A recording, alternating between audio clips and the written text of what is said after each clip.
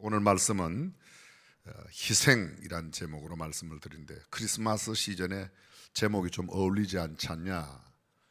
그러나 결코 그렇지 않다는 것을 이제 여러분은 곧 아시게 될 겁니다. 예수님의 탄생을 가장 선명하게 알려주고 있는 성경인 누가복음 2장 10절 이하에 나타납니다. 천사가 이르되 무서워 말라. 보라, 내가 온 백성에게 미칠 큰 기쁨의 좋은 소식을 너희에게 전하노라. 예수 그리스도의 나심은 온 백성에게 미칠, 여기 온 백성은 예수님 태어나실 당시에 있었던 주변의 백성들만 말하는 게 아닙니다. 이 땅의 백성들만 말하는 것이 아니라 아담 이후에 있었던 모든 백성들, 지금도 이 지구상에 살고 있는 모든 백성들, 아니 앞으로도 이 땅에 태어날 모든 백성들, 아담 이후 이 지구의 종말, 이 세상의 종말이 올 때까지 이 땅에 존재하던 모든 사람들에게 미치는 큰 기쁨의 좋은 소식, 그것이 예수님의 나심이라는 이야기입니다. 여러분, 세상에 그 어떤 소식이 이런 소식이 있습니까? 우리가 알지 못하는 과거로부터 우리가 알지 못하는 미래의 세대까지 영원한 기쁨의 소식, 가장 큰 기쁨의 소식 되는 소식이 무엇이었습니까? 세상에 있는 소식은 대체로 상대적입니다. 몇몇 사람들에게 기쁜 소식인가 하면 상대편에 있는 사람들에게는 굉장히 비통한 소식일 수 있습니다. 우리가 전쟁에 나가 승리하였다, 승리한 우리에게는 기쁨의 소식이지만 패배한 그 나라에는 비통한 소식이 아닐까요? 나의 사랑하는 가족이 오늘 떠났다, 나에게는 슬픈 이별의 슬픔을 안겨다 준 소식입니다. 그러나 장의사 집에는 그날이 대목날 아닙니까? 세상에는 상당히 상대적이에요. 근데 예수 그리스도의 나심은 온 인류에게, 전쟁에 승리한 사람도 패배한 사람도, 오늘 기쁘고 즐거운 일이 있는 사람도 슬프고 안타까운 일이 있는 사람에게도 모두에게 미치는 큰 기쁨의 좋은 소식이라고 말합니다. Great joyful good news. 여기 great news, big news입니다. 큰 소식, 아주 거대한 소식입니다. 세상의 대부분의 큰 소식은 어떤 소식이에요? 슬픈 소식이에요. 나쁜 소식입니다. 굿 뉴스가 아니라 배드 뉴스가 큰 소식입니다. 어저께 일본에서 방화 사건으로 화재가 일어나 24명의 생명이, 지금 온통 일본의 뉴스는 화재 뉴스로 떠들썩합니다. 지금 지구촌의 모든 나라들은 코로나 팬데믹으로, 이 코비드-19 팬데믹으로 온통 난리가 났습니다. 좋은 소식이 아닙니다. 기쁜 소식이 아닙니다. 그런데 예수 그리스도의 나심은 큰 기쁨의 좋은 소식. 누구에게? 온 백성에게. 온 백성에게. 저는 종종 말씀드립니다만, 존 F 케네디가 총격으로 저격당했을 때 전 세계가 2시간 만에 케네디의 죽음을 다 알았습니다. 예수 그리스도의 십자가의 대속적인 죽음은 2000년이 지난 지금까지도 모르는 사람이 얼마나 많은지 모릅니다. 성경은 예수 그리스도의 나심을 천사를 통하여 이렇게 알립니다. 오늘날 다윗의 동네에 너희를 위하여 구주가 나셨으니 곧 그리스도 주시니라. 마치 뉴스의 앵커가 뉴스를 하는 것처럼 육하 원칙에 의해서 언제 어디에서 누가 오늘날 다윗의 동네에 그리스도가 너희를 위하여 구주로 나셨다, 너희가 가서 강보에 쌓여 구유에 누인 아기를 보리니 이것이 너희에게 표적이니라. 그렇습니다. 강보에 쌓여, 강보가 뭐죠? 그냥 보자기입니다. 물건을 싸는 보자기, 무슨 부드러운 털로 되어 있는 게 아닙니다. 폭신한 솜털이 있는 것도 아닙니다. 따뜻한 천이 아닙니다. 그냥 강보에 쌓여 구유, 말죽통입니다. 말밥통에 누워 있는 아기를 보리니 이것이 표적이다. 여러분, 온 인류를 구원하는 구세주, 온 백성에게 미치는 큰 기쁨의 소식으로 오시는 예수 그리스도의 나심이 표적이 되려고 하면 황실에서 나거나 왕실에서 나거나, 아니면 핏가번쩍한 고루거가 고대 광실에서 태어나거나, 아니면 찬란하게 장식되어 있는 멋지고 근사한 그런 산부인과에서 태어나야 되지 않겠습니까? 근데 성경은 이렇게 말합니다. 마국간에 태어나 강보에 쌓여 말죽통에 누워 있는 아기, 그것이 표적이라고 말합니다. 정말 놀라운 일입니다. 우리가 기대하는 그런 화려한 출생이 아니라 가장 처참하고 가장 비참하고 가장 낮은 모습으로, 방 하나가 없어 마국간에서 누울 곳이 없어 말죽통에 누워져야 하는 그런 모습, 그것이 예수 그리스도의 나심이라고 말합니다. 그리고 이 순간 호련히 허다한 천군과 천사가 소리 높이 하나님께 찬양을 드립니다. 지극히 높은 곳에서는 하나님께 영광이요 땅에서는 기뻐하심을 입은 사람들 중에 평화로다. 여러분, 해마다 성탄절 때 이 성경 구절 한두 번, 아니 몇 번, 어쩌면 수십 번씩 듣고 지나가지 않은 때가 언제 있겠습니까? 여쭤보겠습니다. 예수 그리스도의 나님이 어떻게 하나님께 영광이 되죠? 이게 무슨 일인데 하나님께 영광이 되냐고요. 예수 그리스도의 나심과 하나님의 영광이 어떤 연관성이 있습니까? 남들이 그렇게 외치니까 우리도 그냥 외칩니까? 그렇지 않습니다. 여러분, 온 우주 만물을 만드시기 전에 하나님께서 무엇을 하셨죠? 에베소서 1장 3절 이하, 곧 창세전에 우리 하나님은 그 기쁘신 뜻대로 우리를 예정하시고 택하셔서 우리의 구원을 계획하셨어요. 그 하나님이 계획하신 인간 구원의 드라마가 구체적으로 이루어진 때가 언제인가? 예수 그리스도가 이 땅에 오셔서 십자가에 달려 돌아가시는 그 순간에 모든 인류의 죄가 해결된 겁니다. 구약의 모든 사람이 누구로 말미암아 구원받아요? 예수 그리스도. 신약의 모든 사람들이 누구로 말미암아 구원받습니까? 예수 그리스도. 구약의 모든 사람들의 죄 문제도 하나님께서 유보해 두셨다가 십자가에서 해결하십니다. 신약에 아직도 태어나지 않은 그 모든 사람들의 인류의 죄도 예수 그리스도의 십자가로 해결되시는 거예요. 그래서 예수 그리스도의 나심이 하나님께는 하나님의 구원의 계획이 성취되는 까닭에 그것이 하나님께 영광이 된다는 겁니다. 땅에서는 기뻐하심을 입은 사람들 중에 평화로다. 쉽게 설명드리면 그 오신 예수 그리스도를 구주와 주님으로 영접한 사람들에게는 참 평안과 하나님이 주시는 기쁨으로 가득하게 될 줄로 믿습니다. 그것이 성경입니다. 인간의 가장 큰 문제가 뭐예요? 인간의 가장 큰 문제, 괜찮아요, 일부러 틀리려고 대답 안 하면 뭐라도 맞을 거예요. 죽음의 문제가 가장 큰 문제. 근데 죽음이 왜 왔어요? 죄 때문이에요.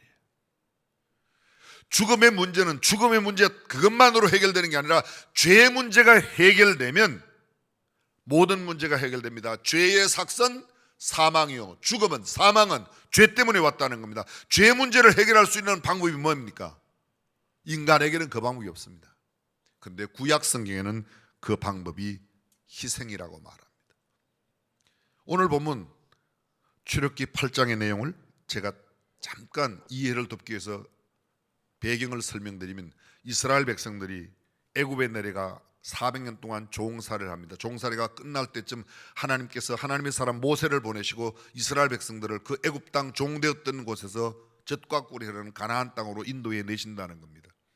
모세가 바로 앞에 가서 하나님의 백성을 내어 보내라고, 광야로 나가 우리가 사흘 길쯤 간 뒤 하나님께 희생을 드리겠나라고, 제사를 하겠노라고, 신약의 말로 말하면 우리가 예배를 하나님께 드리겠다고.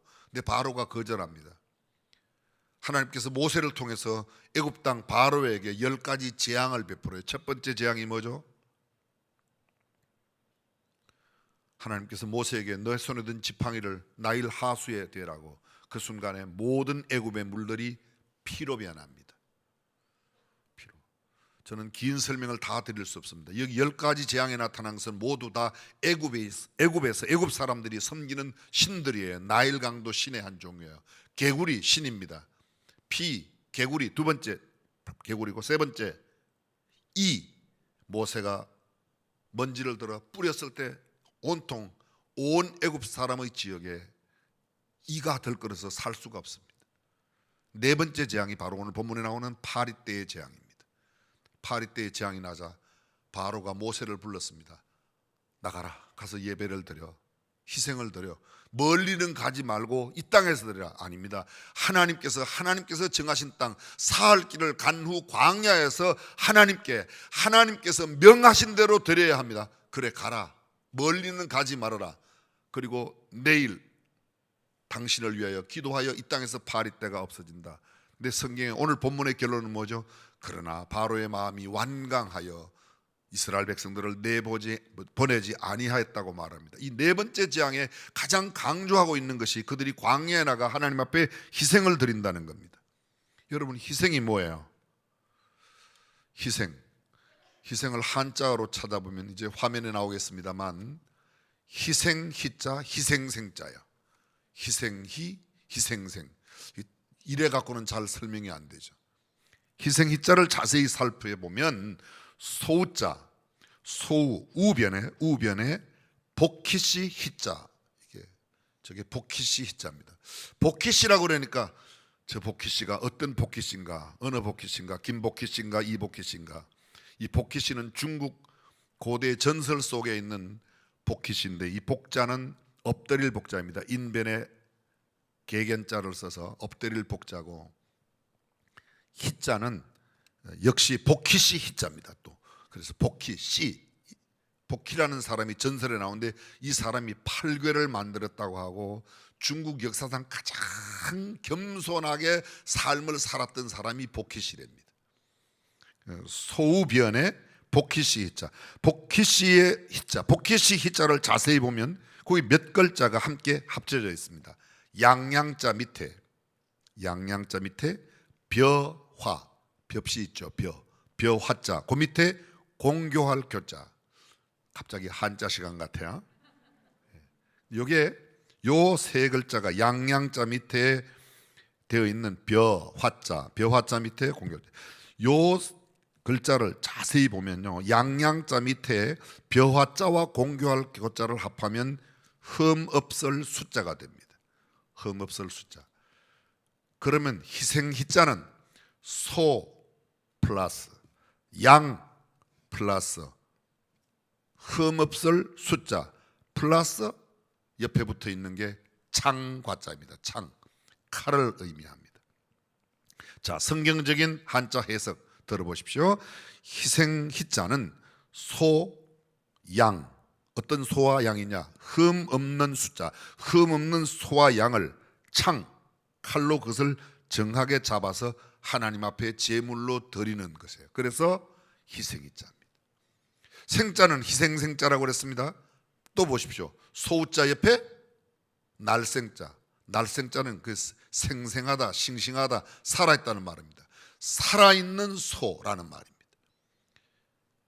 성경을 들어보실까요? 레위기 1장 1절입니다. 여호와께서 회막에서 모세를 부르시고 그에게 일러 가라사대 이스라엘 자손에게 고하여 이르라. 너희 중에 누구든지 여호와께 예물을 드리려거든 생축 중에서, 생축, 살아있는 동물 중에서 소나 양으로 예물을 드릴지나. 뭐라고요? 소와 양, 소나 양으로 드리라고 말합니다. 그 예물이 소의 번제이면 흠없는 수컷으로, 흠없을 숫자라고 그랬어요. 흠없는 수컷으로 회막문에서 여호와 앞에 연락하시도록 드릴지니라. 그가 번제물에 안수할지니 그리하면 연락되어 그를 위하여 속죄가 될 것이라. 레위기 1장부터 5장까지는 이스라엘 5대 제사가 나타납니다. 번제, 소제, 화목제, 속죄제, 속건제. 이 5대 제사 가운데 번제를 설명하고 있는 이 제사가 레위기 1장입니다. 제사장이 어떤 죄 있는 사람의 죄를 대속하기 위하여 양이나 소를 가지고 와서 양이나 소의 머리 위에 안수합니다. 그리고 안수한 뒤에 이 사람의 모든 죄를 이 양에게, 소에게 전가시켜요. 임퓨테이션, 전가를 시켜서 이 모든 사람의 죄를, 그리고 이 소를 잡아서 그 피를 하나님 앞에 드립니다. 그것을 제사를 전체를 가르쳐서 희생이라고 말하고 그 제물을 희생 제물이라고 말합니다. 통칭 모든 제사를 희생으로 일컫습니다. 그 양과 소에 대해서 신약은 이렇게 말합니다.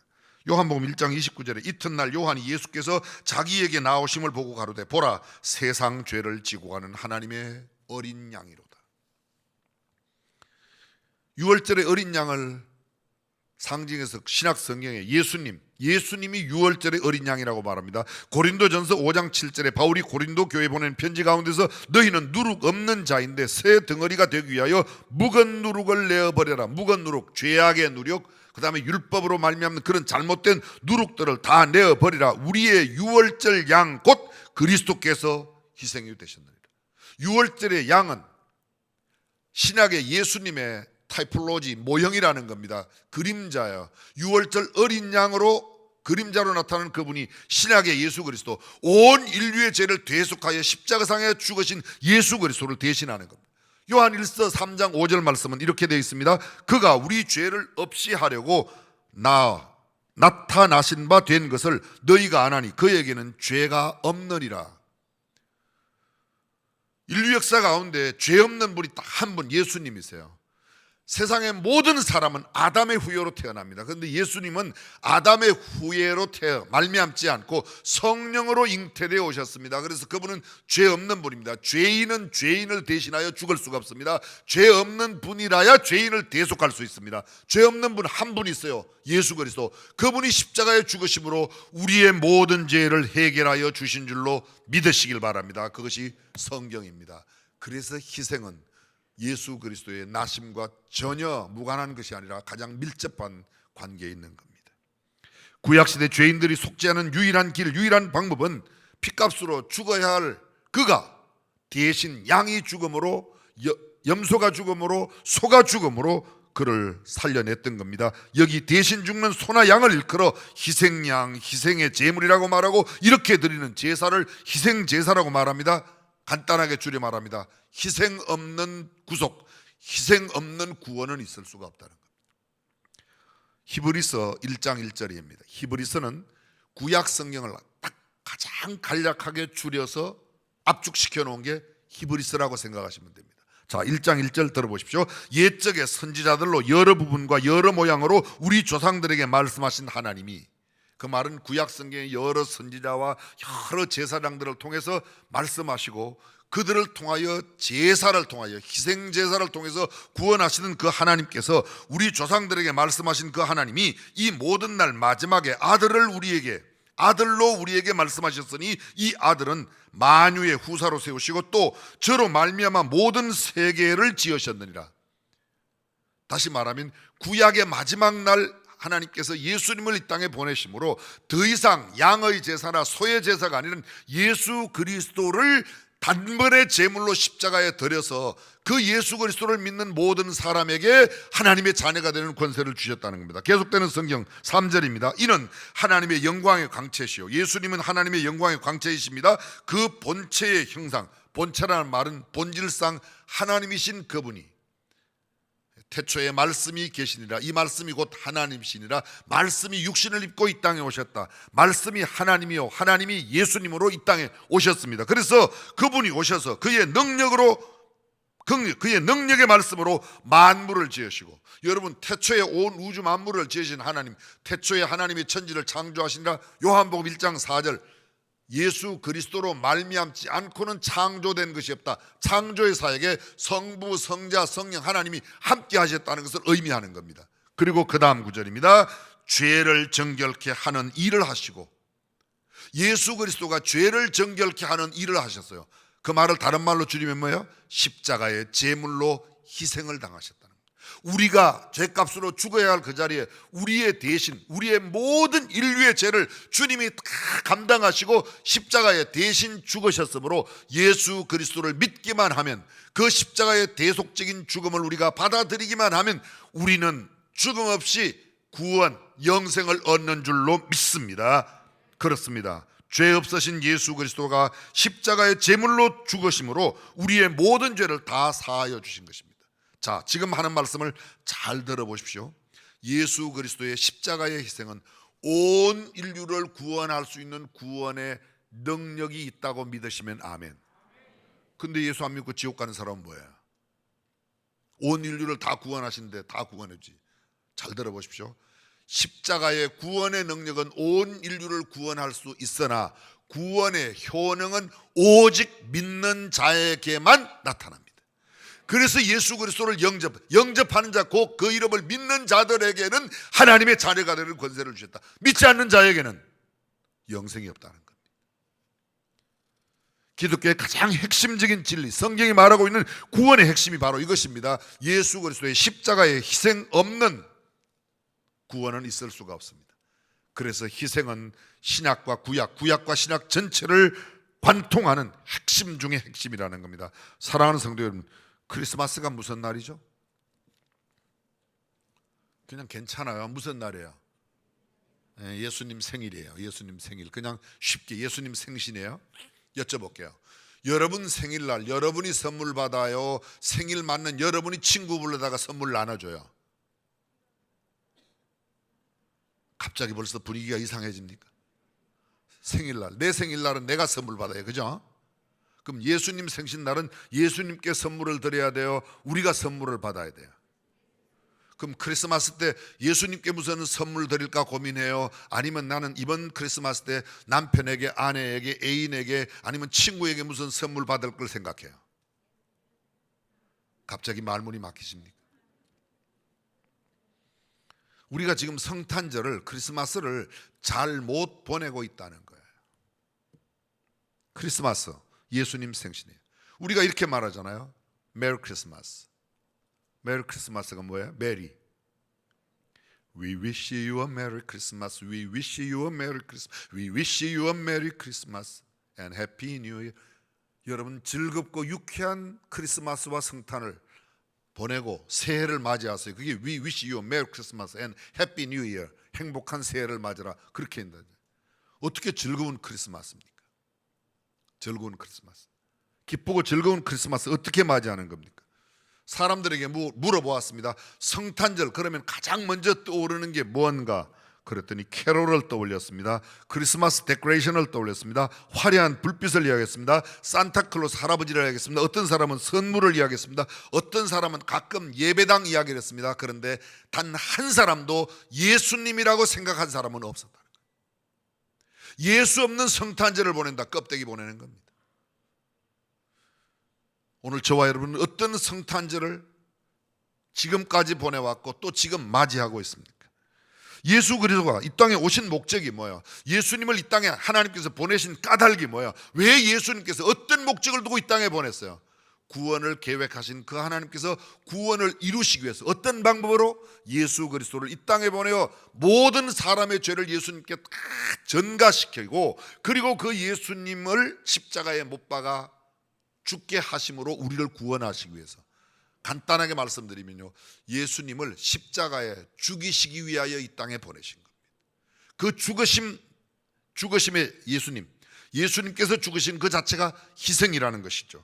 십자가에 죽기 위해서 오신 분이 예수님이십니다. 희생 제물로 이 땅에 보내신 분이 예수님이십니다. 십자가의 의미, 아니 성탄의 의미는 이 십자가의 희생과 직결되어 있습니다. 그러므로 희생 없는 복음 없습니다. 희생 없는 구원 있을 수가 없습니다. 자, 들어보십시오. 성경은 이렇게 기록되어 있습니다. 마태복음 20장 28절과 마가복음 10장 15절은 글자도 하나 틀리지 않고 똑같습니다. 인자에 온 것은, 예수님에 온 것은 섬김을 받으려 함이 아니라 도리어 섬기려 하고 자기 목숨을 많은 사람의 대속물로 주려 함이니라. 한마디로 간단하게 말하면 예수님은 대신 죽기 위해서, 누구 대신? 내 대신, 내가 죽어야 할 자리에 내 대신 죽기 위해 오셨다는 겁니다. 하나님은 예수님을 내 대신 죽이시기 위해서, 내 대신 십자가를 지도록 하시기 위해서 보내셨다는 겁니다. 누가복음 19장 10절입니다. 인자에 온 것은 잃어버린 자를 찾아 구원하려. 잃어버린 자를 찾는 구원의 가장 유일한 방법, 예수님이 내 대신 죽어주는 것밖에 없었다는 거예요. 그래서 희생이 크리스마스와 직결되어 있다는 겁니다. 다시 요약합니다. 희생 없는 구원 없습니다. 십자가가 희생의 표상입니다. 희생은 철저히, 단순히 내가 조금 어떤 순서에 서 있다가 다른 사람에게 순서 양보하는 정도의 희생, 그게 희생이 아닙니다. 우리가 영어로 흔히 말하는 sacrifice, 조금 남들보다 양보하고 남들에게 자리 내어주고 남들에게 조금 몇 푼의 돈을, 그게 희생 정도가 아닙니다. 적어도 성경이 말하고 있는 희생은 생명을 대신하여 내 생명을 드리는 것입니다. 생명을 대신 주는 겁니다. 철저히 내 자신을 모두 다 내어드리는 겁니다. 내 생명을 나누는 것이 희생입니다. 헬라 히브리어 원어에, 소위 히브리어의 제다크라고 하는 이 희생, 신약 성경에서 말하고 있는 스피기온이라고 하는 이 말은 대신 생명을 내어놓는 희생, 그것이 희생이라고 말하는 내용입니다. 짧은 시간 이 설명을 다 드리진 않겠습니다. 구약의 정신, 모든 제사의 기본 정신이 희생이라는 겁니다. 그렇습니다. 우리의 구원은 결코 값싸게 이루어진 것이 아니죠. 자, 쉬운 예를 들어서 설명하고 말씀을 맺겠습니다. 여러분이 혹시 육군사관학교에 가보신 분은 잘 아실 텐데, 육군사관학교 본관 정면에 보면 강제구 소령 기념탑과 기념관이 있습니다. 강제구 기억나십니까? 어린 사람들을 제외하고 1937년 인천에서 태어난 강제구, 인천중학교와 서울고등학교를 졸업했습니다. 1960년 육군사관학교 제16기를 졸업하고 육군 소위로 임관했습니다. 수도 사단 및 전후방의 각 부대를 전속 대위로 드디어 진급을 했습니다. 1965년 정부의 월남 파병, 그때 월남전이 한창 기승을 부릴 때 월남전 파병을 결정하고 우리나라 첫 번째 파송하기로 한 부대가 맹호부대입니다. 맹호부대에 차출이 됐어요. 강제구 대위가 차출이 되었습니다. 근데 월남으로 가기 전에 자기의 사병들과 함께 예비 훈련을 위해서 강원도 홍천에 갔던 겁니다. 수류탄 투척 훈련을 가운데 밑에 자기의 부하 사병이 수류탄을 잘못 던져서 그게 사병들 앞에 떨어졌어요. 소대장이었던 이 강제구 대위, 중대장이었던 강제구 대위가 그대로 몸을 던져서 자기 몸이 수류탄을 안고 산화했습니다. 옆에 있는 사병들의 생명은 구했습니다. 그만 자신을 산화해서 죽었습니다. 장례는 육군장으로 치러졌고 소령으로 추서가 되었습니다. 육군 사관학교에 그의 동상을 세우고 지금까지 기념하고 있습니다. 그의 희생이 주변의 사병을 살려냈다는 겁니다. 희생은 단순히 말로 하는 그런 것이 아닙니다. 내 자신을 드리는 것입니다. 짤막한 이야기가 있습니다. 어느 마을에 믿음이 좋은 어머니와 두 아들이 있었는데 큰아들은 믿음이 너무너무 좋아 교회 장로님이 되었고 작은 아들은 여전히 예수를 믿지 않는 아주 망나니 가운데 망나니 깡패였습니다. 어머니의 소원은, 어머니의 기도 제목은 어떻게 해서든지 이 작은 아들이 예수 믿는 건데 도대체 예수를 믿지 않는 겁니다. 어떤 날이었습니다. 이 작은 아들이 사고를 쳤습니다. 큰 사고를 했는데 두 사람의 생명을 살해했어요. 온몸에 피를 묻히고 도망간 집이 형님의 집이었습니다. 형님의 집으로 막 들어갔습니다. 피를 묻히고 손에 이 살인 도구를 들고 있는 동생의 모습을 너무너무 안타깝게 생각했던 형이 얼른 자기 옷을 벗어서 동생에게 입히고 동생의 옷을 형이 대신 입었습니다. 그리고 동생을 광 속에 얼른 숨겨주고 곧이어 따라온 경찰에 의해서 이 형이 잡혀갔습니다. 온 동네에 소문이 났습니다. 그 사람 그 교회에 그렇게 신앙 좋은 장로님이라더니 사람을 둘이나 죽이고 결국은 모든 재판 과정을 거쳐서 그 두 사람을 죽인 동생 대신에 형이 사형을 당했습니다. 집안 광 속에서 형수가 해주는 밥을 먹으면서 지내던 동생 너무 불안합니다. 형님 어떻게 됐냐고 물어보면 아무 염려하지 말라고 잘 지내고 있다고 마음속에 오는 불안을 견딜 수가 없어서 뛰쳐나와서 내용을 알아봅니다. 알아보았더니 자기 대신에 형님이 벌써 사형을 당한 뒤였습니다. 다시 법정으로 뛰어다니고 그 관계되는 관청으로 뛰어다니는데 죽인 것은 사람 죽인 것은 난데 왜 우리 형을 죽이냐, 나를 죽이라고. 근데 이미 끝났는 사건은 끝났습니다. 그리고 그 이후에 이 작은 아들이 형이 마지막 남긴 편지글을 보고 예수님을 믿고 하나님의 자녀가 되었다는 이야기입니다. 제가 말씀드리려고 하는 이야기는 둘째 아들의 구원도 중요하지만 더 중요한 것은 그 둘째 아들을 살리기 위하여, 아니 동생을 살리기 위하여 희생한 형님의 이야기, 그것이 예수 그리스도의 십자가의 이야기가 아닐까요? 성탄을 가장 의미 있게 생각하는 그 생각은 어떤 생각일까요? 거듭 말씀드리지만 아직도 예수 그리스도의 대속적 죽음을 모르고 이 땅에 살아가는 사람들, 이 땅의 명예와 건세, 이 땅의 부귀, 이 땅의 어떤 것들이 가장 소중한 것이라고 생각하며 거기에 가치를 두고 살아가는 사람, 그 사람들에게 여기 새로운 가치, 성경적인 가치, 영생의 가치 있는 일이 있다고 이야기해야 되는 저와 여러분이 되어야 할 줄로 믿습니다. 그것이 성탄을 가장 의미 있게 보내는 길입니다. 2021년 성탄절을 눈앞에 둔 저와 여러분들, 아직도 이 그리스도의 탄생과 십자가의 죽음의 의미를 모르는 사람들에게 아름다운 복음을 전하는 저와 여러분들이 될 수 있기를 주님의 이름으로 축원합니다. 기도하겠습니다.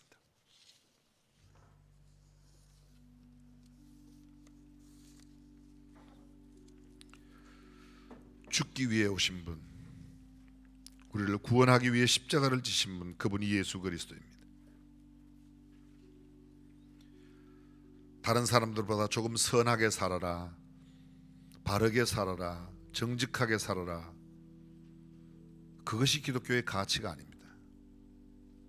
복음의 가치는, 성경의 진리는 예수 그리스도가 내 죄를 구속하기 위하여 십자가에 죽으신 희생의 진정한 의미가 있습니다. 그 예수 그리스도를 구주와 주님으로 영접하고 하나님의 자녀된 우리도 희생하며 살아야 되지 않을까요?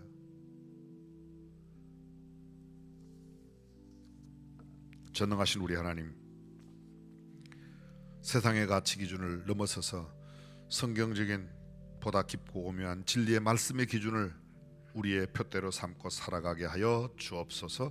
아직도 그리스도를 알지 못하는 사람, 성탄의 진정한 의미를 모른 채 기쁘고 즐거운 유쾌한 절기로서만 보내는 사람들, 그들에게 진정한 성탄의 의미를 나누는 우리 중앙 가족들이 되게 하옵소서.